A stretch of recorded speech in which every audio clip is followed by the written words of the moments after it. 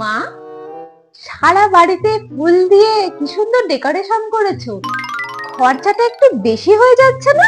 এটাই তো শেষ কাজ, খরচ তো একটু করতেই হবে। হ্যাঁ সেই, আমি তো কুড়িয়ে পাওয়া মেয়ে, তাই আমার বেলায় যা খুশি একটা করে দিয়েছো। আমার বেলায় তো এইসব করোনি। তখন একটু টাকার সমস্যা ছিল। ও, ছোট মেয়ের বেলায় কোনো সমস্যা নেই, যত সমস্যা আমার বেলায় ছিল, তাই না? বোন, তোর নেকলেসটা তো খুব জাবদা মনে হচ্ছে আর খুব সুন্দর। মা, বোনের নেকলেসটাতে কত ভরি সোনা রয়েছে? ওই তো 2.5 ভরি। আর আড়াই ভরি? এখন সোনার দাম 2 লাখ ছুঁই ছুঁই। এই সময় দাঁড়িয়ে বোনের বিয়েতে তুমি 2.5 ভরি দিয়ে নেকলেস দিতে পারলে, আর আমার বিয়ের সময় মাত্র 20 কি 25 হাজার টাকা ভরি ছিল।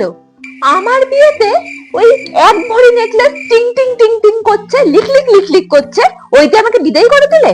আমার শ্বশুর বাড়িতে ওই নিয়ে আমাকে কত কথা শুনতে হয়। আমার সম্মানের কোনো দাম নেই তোমাদের, তাই না?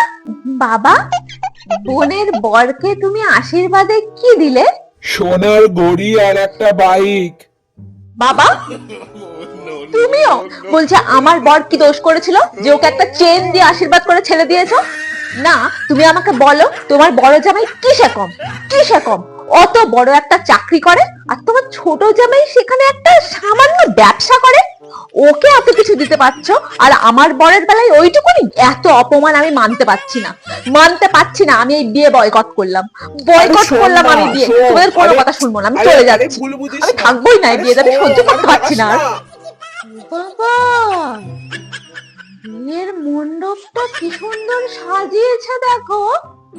আর আমার বেলায় 4 ধারে 4টে কলা গাছ পুঁতে দিয়ে ছাদনা তলা বানিয়ে দিয়ে সবকিছুতে ছোট মেয়েকে না একটু বেশিই দিচ্ছে। আমি আর সহ্য করতে পারছি না, চলেই যাবো, কারণ থাকবোই না।